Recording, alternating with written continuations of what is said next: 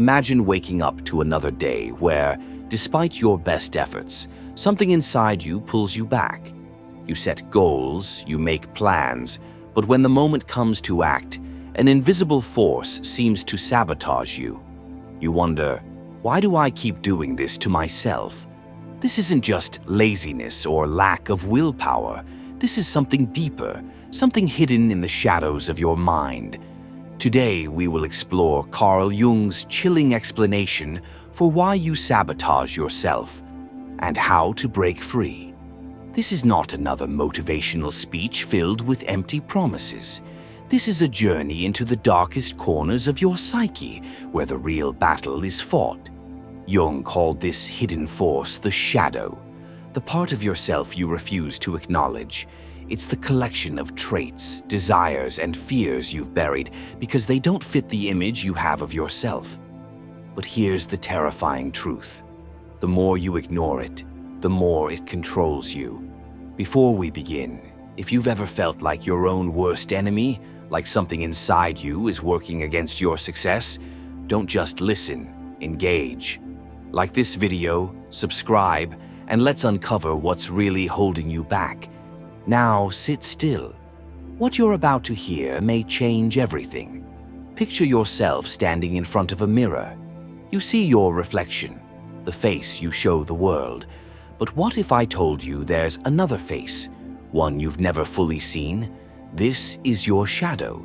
It's the part of you that you deny, the traits you call bad, the desires you suppress.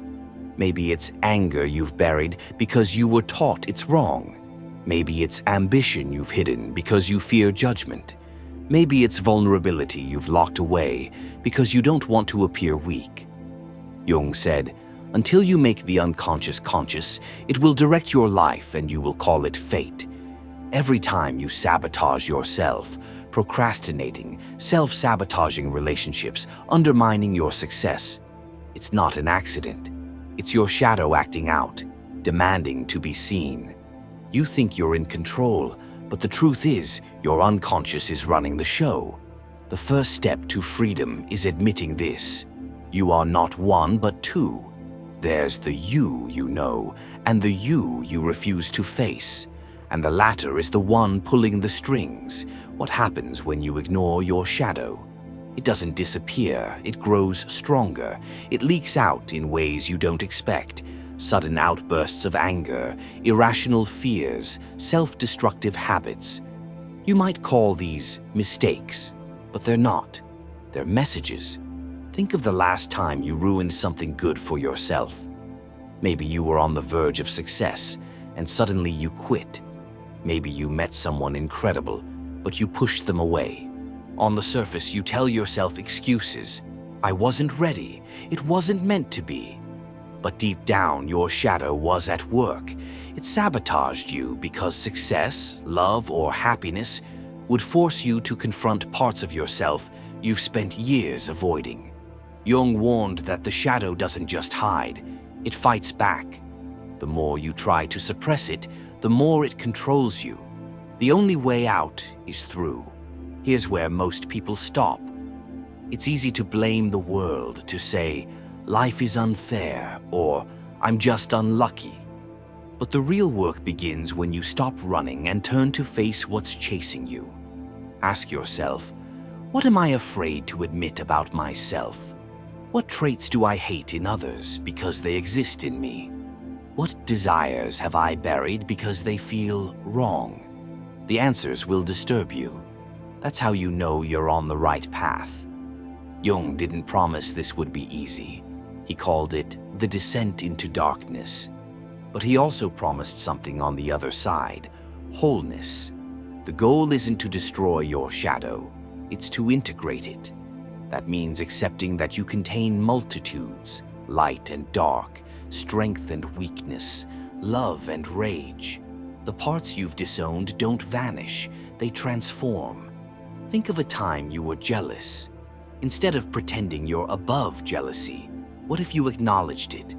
What if you asked, what does this jealousy tell me about what I truly want? That's integration. It's not about acting on every dark impulse. It's about understanding them so they no longer control you. Jung said, "I'd rather be whole than good." Wholeness means no longer fighting yourself. It means the end of self-sabotage. When you stop running from your shadow, something extraordinary happens. You stop being at war with yourself. External chaos, failures, betrayals, setbacks no longer break you because you've already faced the darkest parts of your own mind. This is Jung's ultimate revelation. The key to becoming untouchable isn't controlling the world. It's reclaiming the parts of yourself you've exiled. The people who seem unshakable aren't those without darkness. They're the ones who've made peace with it. You've met your shadow. You've faced the darkness within. But now comes the hardest truth of all. You were never in control to begin with. Think of the last time you promised yourself, "This time will be different." You swore you'd stay disciplined, that you wouldn't repeat the same mistakes. Yet here you are again, trapped in the same cycle. Why? Because you've been fighting the wrong battle. Jung revealed that the ego, the part of you that says, "I am in charge," is a fragile illusion. The real power lies in the unconscious, where your shadow lives. Every time you try to force change through sheer willpower, you fail. Not because you're weak, but because willpower is a conscious tool, and your shadow operates beyond consciousness.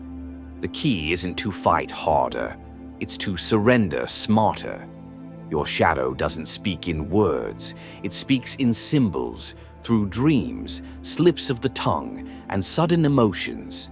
Have you ever had a recurring nightmare? A dream where you're being chased, or falling, or standing naked in front of a crowd? These aren't random. They're your shadow's way of screaming, "Look at me." Jung spent years decoding dreams because he knew your unconscious is always talking. The problem? Most people ignore it.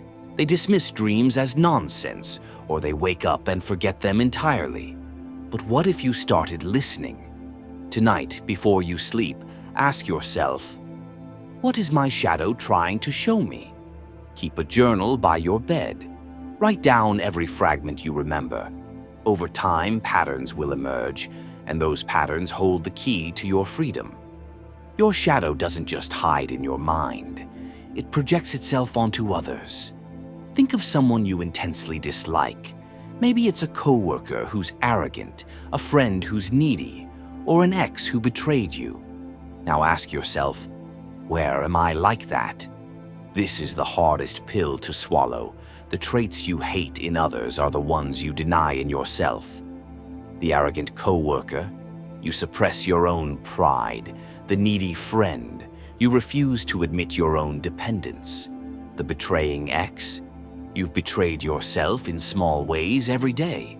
Jung called this projection, and it's the reason why some people trigger you so deeply. They're mirrors. The more a person irritates you, the more they're showing you a disowned part of yourself. The solution? Stop blaming them. Start thanking them. They're your greatest teachers. Most people want to fix their shadow, to destroy it, suppress it, or heal it into something pure. But Jung warned, the shadow isn't evil. It's energy. Think of a forest fire. Destructive, yes, but also necessary. It clears the dead wood so new life can grow. Your shadow is the same. That anger you've buried, it could be fuel for boundaries. That greed you deny, it could drive ambition. That fear you hide, it could be wisdom in disguise. The goal isn't to eliminate your darkness, it's to harness it. Ask yourself today, how can this flaw actually serve me? You'll be shocked by the answers. After the storm, there is calm. After the battle, there is peace.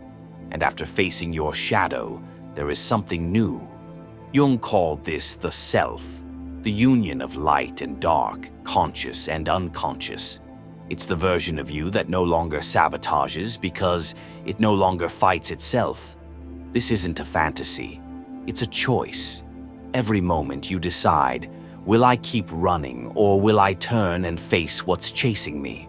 The world will keep testing you. People will betray you. Circumstances will knock you down.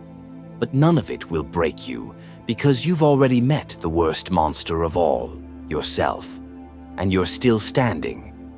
Now, the real question is, what will you do with this knowledge? If this resonates with you, don't just watch, act. Like this video, subscribe, and most importantly, start the conversation below.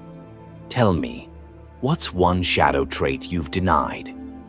The moment you admit it, the healing begins.